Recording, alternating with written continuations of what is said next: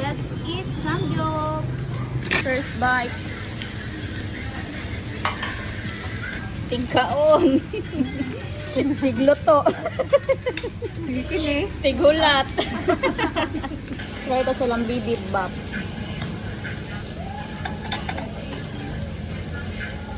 Ito lang. Medyo tabang. Kanina sa dilang steam and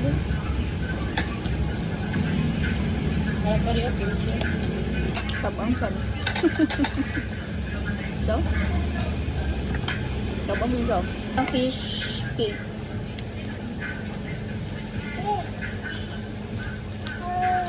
Okay. Lukbaki. Namin ang lukbok eh. Kunahan ko. Medyo tamis. Japchae.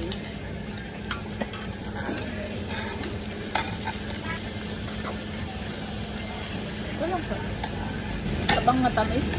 Calamari daw ni. Yung ring. Ay, onion. Ay! Potato! Potato ring. Nami, pero maumay ka madugay. Try ito silang samgyup.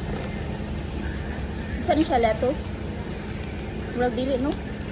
Saan nga dahon mareng? Masa mauna na. Then pork. Kimchi. Pickled radish. Then sauce. Kaya sa try. Kanina sa na sauce. Duha ka. Mas biran ko nga sauce. Tapos pa ko kani sa tunga nga sauce. Asin mo siguro ni nga na ay sesame oil.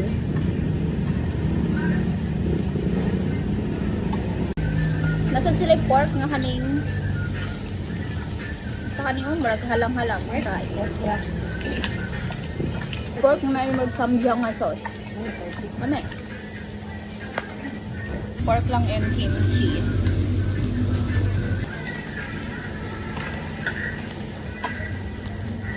Nasa rin salad. Try ita.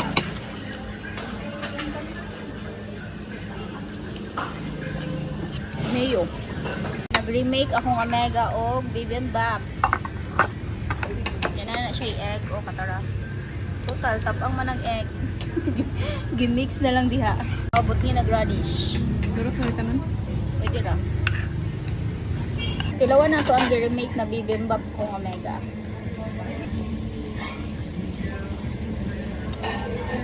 That's better kaya flavorful na siya.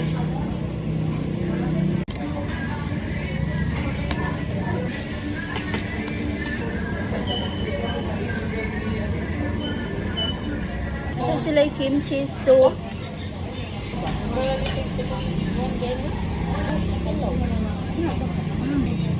Seafood sa Japan ba? Fairness. Seafood ba?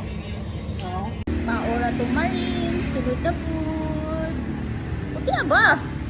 I actually started Gutom Diaries as a hobby, like literally para just akong self. I never expected it to grow this much. So for today's Gutom Diary, here's my Gutom Diaries Wrap 2025. My very first TikTok video went up on February 25, and I only started posting on Facebook around July. So I've been doing this for 11 months now. And fast forward to now, I've already posted 102 food entries, did 20 everything I ate in a week videos, and even went on a 5 out of Cebu food trip, which still feels so unreal to say. This year also surprised me with numbers. We're at 58,000 on Facebook and 45,100 on TikTok as of the end of the year, and that's all organic. I worked with 56 brands and restos, and 21 of those were paid collaborations, which is crazy considering I started this as kain-kain lang. In terms of views, my most viewed TikTok video was Kalya Sizzlers at over 843,000 views, and on Facebook, everything I ate in a week from September hit 1 million views. That is insane to me. But of course, not everything was smooth. Some videos were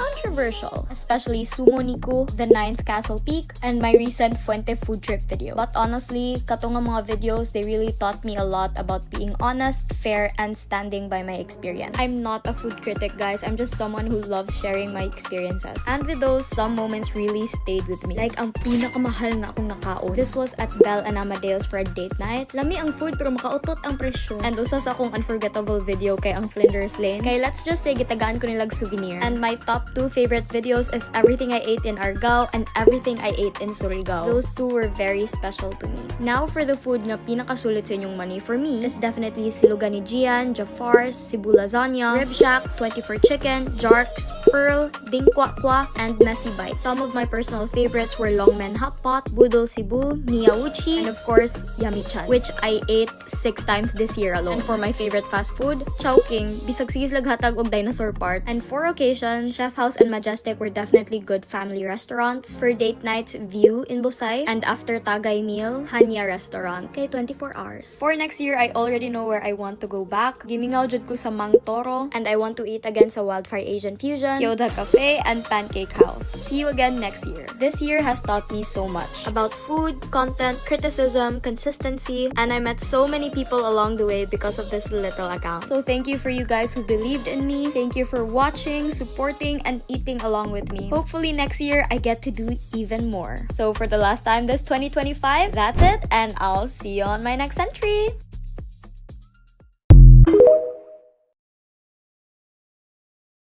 Dugay na ko gusto mo try ani nga samgyup place. Ug murag nag 2 months na ni sa akong draft. So for today's Gutom Diary, come with me to try yupka. Started off with their soup. Abi na ko walay free nga soup. So ni-order pa ko glain. Their soup was so heartwarming. And akong favorite part kay nay tigluto. Dili na ako ma-stress. This salad was also free. It tasted so nutty to me, but refreshing. Also, this egg was free. It was very savory, but it looked so dirty and pagod sa ilang. First cut of meat is up. This is an aged beef rib finger meat. Of course, parisanog rice. And akong favorite sauce is just the oil and salt and pepper. First bite in, and gikilig ko sa kalami. The marbling was so pretty, extremely juicy, tender, and almost buttery. That was a great first bite. Also love pairing it with some radish. Next cut, honestly, daghan kay siya tanawon sa picture, but gamay ra siya in real life. This is the aged beef boneless short rib. All the aged meat were so good. Like, makita nimo ang pagka-juicy niya sa video. And I think I like this than the other one better. Dapat lang kay mas mahal ni. They also had a pancake. This one was okay lang. I like the pancake of Yummy Chan more. But so far, 2 cuts of meats in, and I'm so excited and happy. Lami, pero mahal. My dad also wanted to try their ox bone soup. For me lang, wala siya lasa unless you add more seasonings. But quite creamy. After trying some beef, we got their samgyupsal. Murag kani ang daghan namong gi-order. Even ang pork nila lami. I thought they didn't have soup, so ni-order ko kimchi jjigae. Compared to the free one, this was very rich. Daghan kay unod and super daghan kay og meat. Dara na, daghan na kaayo ang samgyupsal. Their samgyupsal was good pud, especially with the salt and pepper. But honestly, lahi ra jud ang aged meats nila. Lamian jud ko, but honestly, for me, pricey jud siya. I wouldn't eat here if walay mo bayad. So thank you to my parents. I also really especially like their pickled onions and garlic. Added such a great sweetness at the end of every bite. Nipahuway ko rice to make one wrap. Flavor bomb explosion. We added one more meat to end the night. Last meat kay ang muksal or some aged pork neck. Wala kayo ni siya fat, and honestly, mas prefer na ko ang fatty meats. Overall, this was such a great experience. Please sponsor me, gusto kong bumalik. So that's it, and I'll see you on my next entry. Ang suki jud basta handaan kay lumpia. It's lumpia season, but actually lumpia season man all the time. So for today's Gutom Diary, come with me to try Mrs. Mac's lumpia. I tried their pork and chicken lumpia Shanghai, lumpia tauge, and their spring rolls. And I paired it with 3 different sauces. First up, I tried one of the crowd's favorites, ang ilahang lumpia tauge or toge, depende sa school. First bite in, and I get why this is a crowd favorite. This was well seasoned and vegetable packed. Next up, I tried their chicken lumpia Shanghai, paired it with a sweet chili sauce. And spoiler alert, this was my personal favorite. This was so light but very savory. And the seasonings definitely stood out. And oh my god, the crunch. I'll be honest with you, this is 30 minutes after it was cooked. Kaya I had to take an exam, and it was still crispy. Lamian kay ko ani nga naka-rice jud ko diretso. And oh my god, mas lami siya with rice. I don't know about you guys, but to me, their chicken lumpia Shanghai is so underrated. I also tried it with just plain suka. Lami siya bisag unsa nga sauce. I finished 2 in one go. I was supposed to try more pa. Next up, I tried their pork lumpia Shanghai. You guys know I love pork. The filling was has raw marinated pork. This is clearly juicy. Maybe because fresh yung luto. This was a more fuller, meaty flavor. Lami na kaya akong kaon ani nga nagsige na lang jud kog hungit og rice. And lastly, I also tried their spring rolls. This also has a meat filling inside. But different sa pork Shanghai, this is clearly bigger. It comes with its own sauce. Ang filling ani kay cooked pork na. So this was a bit firmer but really satisfying ang bites. I really appreciate nga mas daghan ang filling kaysa sa wrapper. I do suggest nga i-deep fry ninyo niya palutawon para mas luto jud siya. Our family has tried a lot of store-bought nga lumpia and we actually agreed nga this was one of the best. Top 1 for me ang chicken lumpia. Close second ang tauge. Ang top 1 mong guna ko nga lumpia tauge kaysa akong nanay. So far undefeated pa siya. They are available in Grab Food and a lot of grocery stores already. So that's it and I'll see you on my next entry.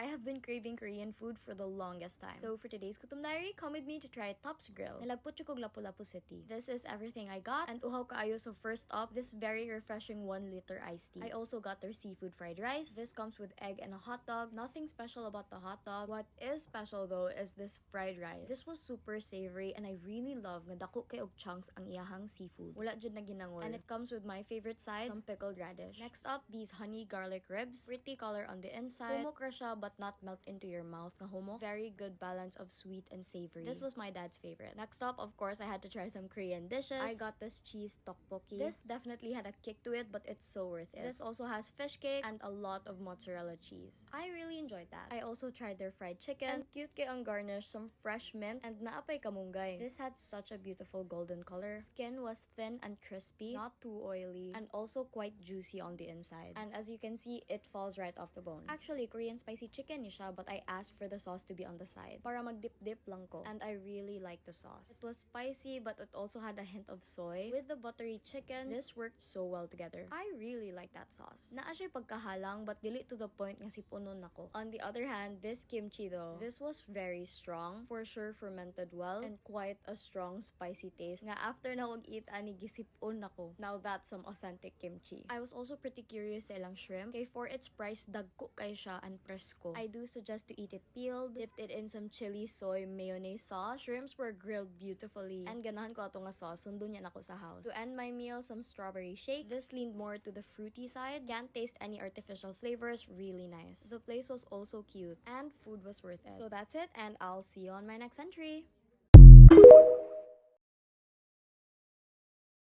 Mga untag lugaw diri sa waterfront. So for today's Gutom Diary, come with me to try Waterfront Hotel's Merienda Buffet. Price per head is $4.99. Options vary from Filipino snacks to desserts. Perfect timing kay nag-crave jud ko og lugaw. So first up, I tried their chicken arroz caldo. The rice porridge was really heartwarming and delicious. The chicken was a bit too tough for me. I absolutely loved adding the green onions. For drinks, they had coffee and iced tea. Aside sa chicken arroz caldo, naasad sila sa tanghon. For other savory snacks, they also had this barbecue. This was seasoned generously. Lami pod ni. This point, feel nako 40 pesos na akong nakaon. I also tried their bihon and lumpia Shanghai. The bihon looked really good, but it didn't replicate sa flavor. Kulangan kog seasoning, more siya way lasa kaayo.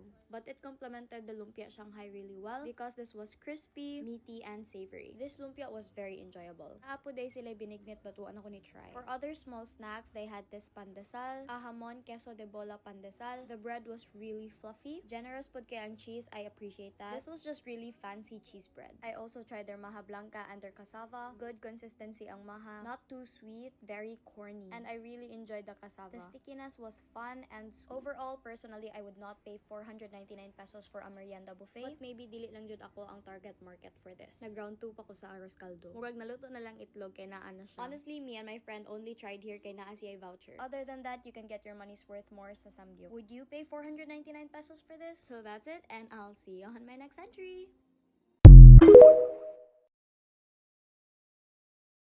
I found another only samgyup nga daghan og sides that's actually worth your buck. So for today's Gutom Diary, come with me to try Han Pork Unlimited Premium. As in, maka-overwhelm ang kadaghan sa ilang sides. We paid $5.99 for dinner, only pork, beef, and chicken. 5 different beef, 3 pork, 3 fried chicken, and over 21 sides. If tagaan dyan ako comment na murag 5 hours nga video. We already grilled our meats and this is what our table is looking like. Kakadaghan og sides is pidre na lang ninako. The sides were pretty decent. Personally, I hit or miss but more hits. Like mabusog ra ka with sides and and rice alone. Grabe si girl, kay after sides, giraysan pa jud. For my miss, I personally didn't enjoy the chop suey with fish cake and the fried wonton or dumpling. The other sides were okay lang. I also really like na dili iluto ang chicken. This sweet soy sauce chicken was my favorite. Personally, di ko ganahan og chicken nga isamgyup. And this one was my absolute favorite. Going to the meats, I like dipping mine in plain salt, pepper, and oil. Nagsagol-sagol na tanan but I really enjoyed their beef. Nipis and dili sumol kaunon. Perfect jud with the rice. I most enjoyed the plain one and the honey lemon one. I also tried the pickled onions. They weren't really pickled. Very strong ang onion. Their kimchi was fermented well. As for their porks, okay lang. But some of the cuts were really inconsistent. Kaya ang uban murag puno kay fat. They also offered cheese for 50 pesos. I was expecting some mozzarella or fondue. This was giving cheese whiz. It's not bad, but I didn't like it. Their kimchi stew, grabe kamalaman. I really enjoyed the soup. Very savory and what dyan nagtinihik. I also tried their sinigang. Dili kay siya asim kilig, pero carry na. Their tteokbokki was really chewy, cooked really well. Skill issue lang dyan sa kong end nga dili na ko kaya ang halang. But if hilig ka, you will enjoy this. Drinks are sold separately, but naaray free water. Overall, to me, this was worth your money. Mura na kaga-only samgyup ug only buffet. Tungod sa kadaghan sa side. Service was also very fast and good. I actually came back with my family a week later. So that's it, and I'll see you on my next entry. For today's Gutom Diary, come with me to grab dinner here at town. We tried their mango canny salad, Angus beef cheesesteak grilled sandwich, and the torched salmon and quinoa salad. The salmon was presented beautifully and it smelled really good.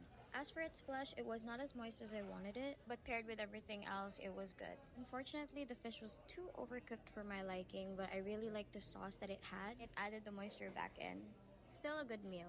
Next up, their canny mango salad. This was refreshing, and I don't usually order salads, but I enjoyed this a lot. It also had apples and cherry tomatoes, which made it sweet, and I love that it had walnuts. I also got to try their Popeye smoothie. I am so not a fan of healthy drinks, but my uncle liked it. The Angus beef cheesesteak grilled sandwich was amazing. You can see the cheese oozing, and the bread was so soft. This was also paired with crisp fries that I really liked. For my drinks, I tried their mango passion fruit blended fruit drink. This was nice and tropical. Nahurot na sad ako kong food because gigutom jud ko ning adlaw.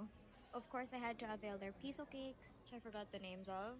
Their yama cake was my favorite. I don't eat chocolate flavored things, so I only ate the top part. It was so sweet and I enjoyed this one.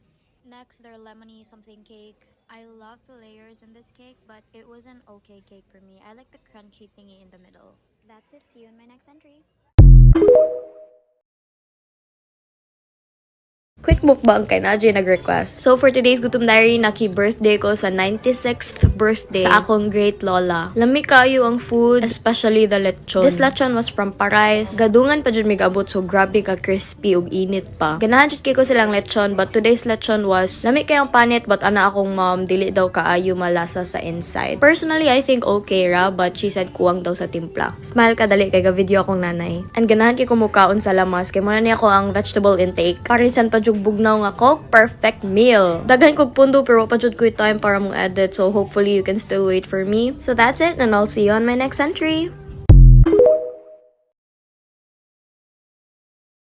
This is one of my favorites when it comes to chicken wings. Like since junior high, ganahan ako are. So for today's Gutom Diary, it's snowing here at New York Buffalo Brad's Hot Wings. This is everything we ordered. I've only really tried their wings, so I'm excited to try more. First up, I tried their original ribs. Ang first thing akong na-notice kay ang strong smell jud sa ang sauce. Very strong barbecue smell. The meat was slightly tender, but I really liked it with the sauce. This was really smoky, sweet, and savory. This was okay. First time po na ko mo try sa ilang strawberry iced tea. I really liked it. Wala pa ko ka-try ani ilang Brad's Angus burger. I ordered a meal but i-upsize na nako ang drinks ug ang fries kay nag-share mi sa akong friend. Fries had a really natural potato flavor. And this was how big the burger was. Very meaty, and I think naa say barbecue sauce diri gamay. This was also quite juicy pod. You can see the juice dripping. I love burgers, so naturally I enjoyed this. Next up, akong personal favorite ang ilahang wings. Specifically in garlic parmesan. Like kada rin ako sa Brad's, mo jud ni akong premier order. The sauce was so creamy and cheesy, but at the same time, naagi hapoy crisp ang skin sa chicken. Of course, you can add the spiciness level, but you know na pambata jud ko panglasa. So this was ultimately perfect for me. But dili jud madawalay rice, so nihangit sa akong kanon. I also tried their boneless chicken. This is the salted egg flavor. It was coated really well. Wala pa jud ko ka-try sa ilang boneless chicken, but I will say mas juicy ilang wings kaysa sa boneless. This flavor for me had a kick to it, pero dili siya ingon spicy. This was a dry rub, so it had that creaminess and saltiness that I like. Of course, hungit na sa kanon. Daghan kay silang iced tea options. This was the lemon one. All very refreshing. Mas sweeter ang strawberry strawberry. And mura jud kog bata sa ka-enjoy sa ilang snow show here. I'll put the schedule in the caption so you can experience it as well. So that's it, and I'll see you on my next entry.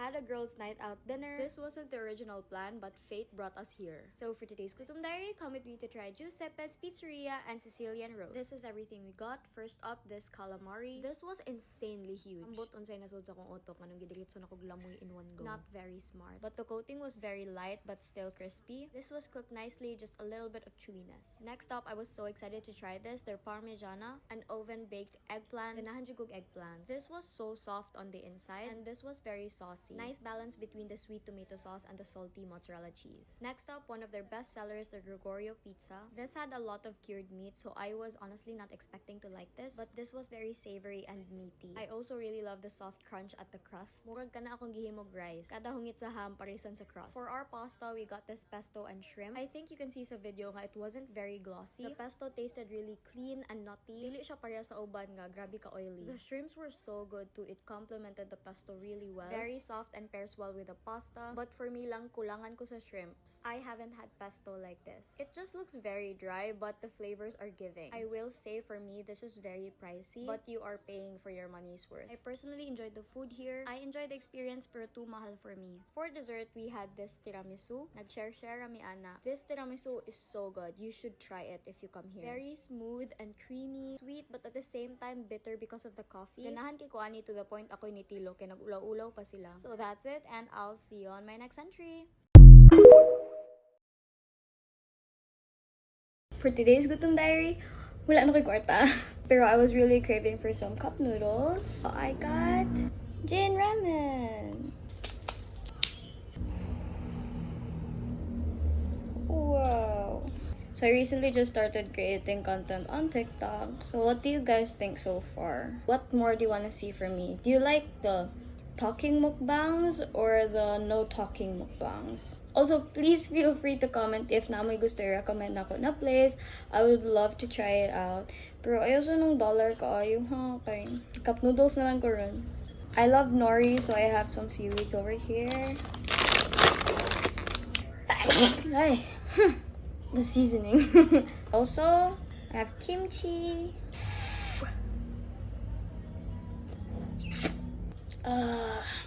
Times 2 ang kalamin sa pagkaon basta imong gi-crave.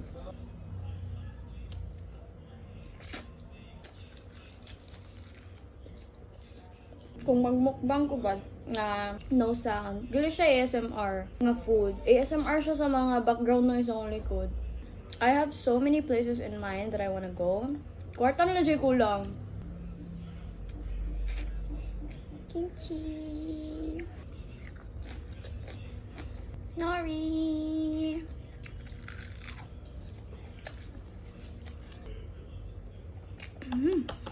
Now a confession. Every time I film videos or voiceovers, dili na ko i-on ng electric fan or aircon kay madungog siya sa background noise, and to mitigate the noise, maligo kog singot.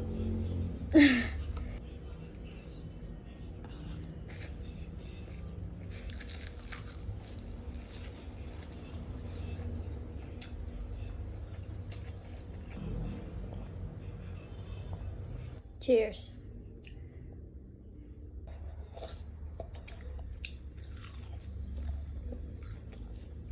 Ta-da! Thank you so much for your love and support. I post every Tuesdays to Saturdays, and I'll see you in my next entry.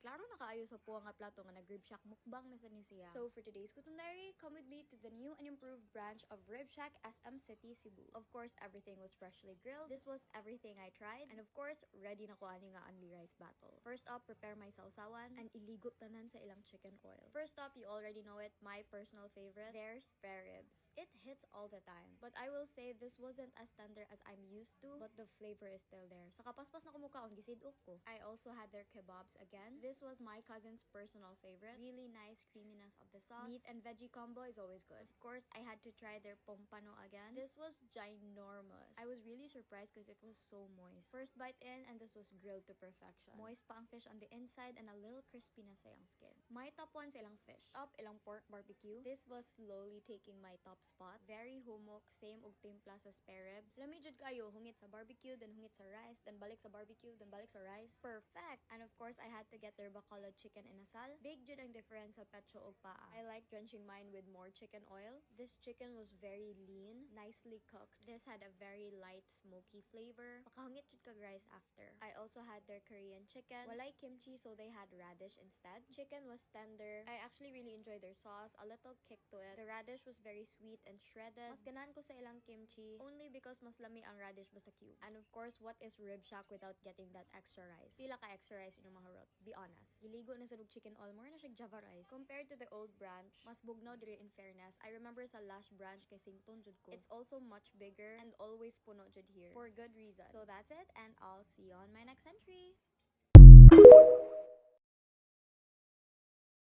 Recently, bugnaw kayong hangin sa Cebu, labi na gabi. Maong mamainit taron. So, for today's Gutom Diary, come with me to try Hamakaze Ramen. It was really full packed that I had to wait a bit sa gawas. This was everything we got. First up, I had their Hamakaze Shoyu Ramen. First up, the broth, it was really rich. It's not as thick as I prefer, but grabe ka flavorful. What's definitely new to me is the onions. Naa siya white onion, I think, and some ground meat. I really like the addition of that. For its price, this was definitely good. The noodles were cooked nicely. The meat was tender.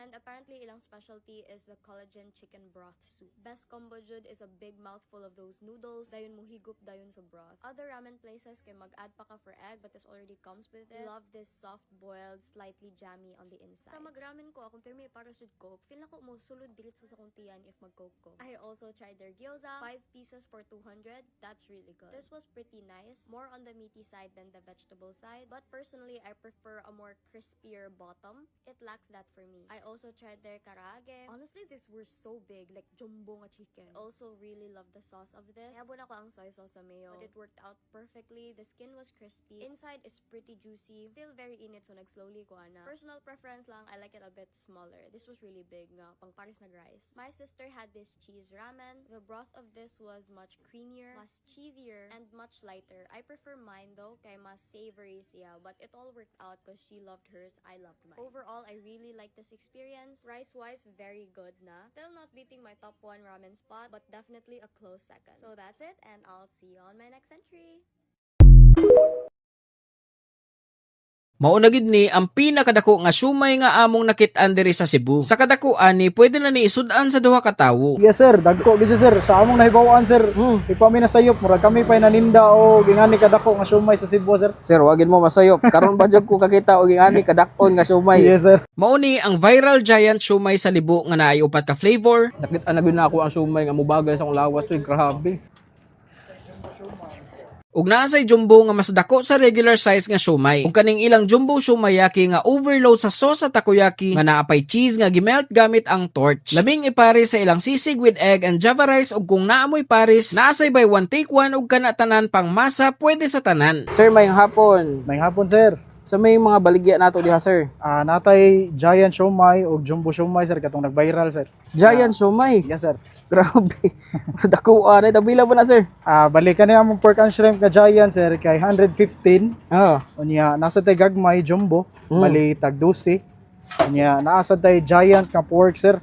Lahi po siya ano, yes, base. Sir. Giant gyapon na siya sir. Natay jumbo nga pork and shrimp tag 14. Nasa tay Japanese pero dili available sa pagkakaroon kay no tag wrapper. Oh, okay, sayang no. Murag mao to akong nakit-an sa video ni Idol da Yes, atong Japanese. Grabe, aside ani sir sa mga baligya nato. Natay buy one take one sisig sir. Bali with java rice na siya 165. Nasa tay chicken pastel nga buy one take one. Og nasa tay chicken skin sir. chicken skin. Yes sir. Uy, grabe no. Sisig akong paborito. Oo, sir. Nindot gini pare sa siomay ba. Pero kaning inyohang jumbo dagko na kay sir no. Yes sir, dagko gid siya, sir. Sa among nahibawaan sir.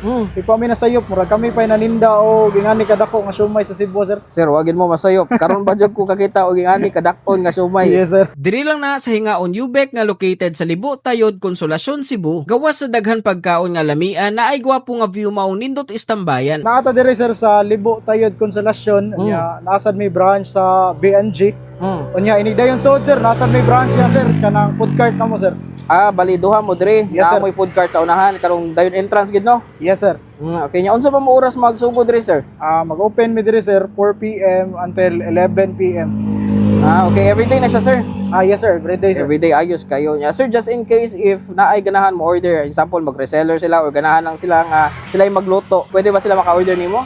Yes sir, natay ka ng frozen sir nga 1 pack pang konsumo lang, bali ito 40, 20 pieces ang pork. Pwede sa sila mag-reseller sir, if ganahan sila. Ayos kayo niya. Asa man sila pwede mo contact sir? Sa among page lang sir, Hingaon Ubik. Okay. So sa katong ganahan mo order, PM lang mo sa ilang page na sa comment section o kanipod. Yes sir, ako na ning tilawan ninyo ang giant nga siomay lamian eh. Sige sir. So yung first time na ako makakita og ani kadakon nga siomay, murag di man siguro ni siomay, supa o man siguro ni. Diri lang gina siya sa Hingaon Ubek Choy, located diri sa May Libo, Consolacion. So daghan kay mga pagkaonan po diri kilid sa kalsada no, pero actually safe pa ni diri no. Naara po'y kaparkingan sa kilid-kilid. So mo insert lang gyud ka og kani mo na gid ni akong gipang order choy. Daatay dagko nga siomay diri nga pork and shrimp na siomay, pork siomay ug syempre kaning ilahang mga jumbo no nga siomay nga tag 12 pesos o 14 pesos na dagko na sa kaayo gani. Tapos sila diri sisig choy nga pwede po ni siya buy one take one o pwede na po nga mag solo a la carte lang no. Di na ta maglangan sugdan na nato atong food trip sa ilahang sisig nga naay Java rice choy. Cheers. Wow. So ganahan ko sa ilang sisig, dili kay siya fatty, lami kay nga sisig og naagi dito ang halang, so grabe ka lami. Grabe Java rice. So warita sa atong giari gid no ang atong main event kaning ilahang giant siomay. Mao ni siya ang pork and shrimp mga choy. Ato ning gipaliguan og daghang chili garlic sauce o gibot na natong lemon. Mao gini lami. Grabe kay ini choy, Diyos ko. First bite sa ilahang pork and shrimp giant nga siomay choy. Cheers.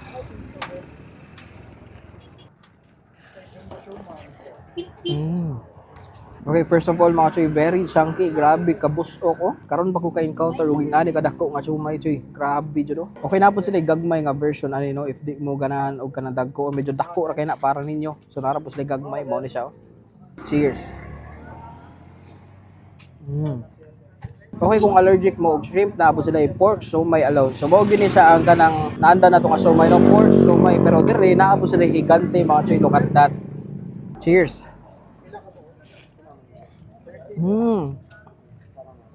Nakita na gud na ako ang siomay nga mubagay sa akong lawas choy, grabe. Okay, mo na gini ang atong pang finale. Usa gini sa ilahang best seller diri ang ilang special nga siomay nga naay cheese. Mao ni siya ang siomay yaki mga choy. Cheers.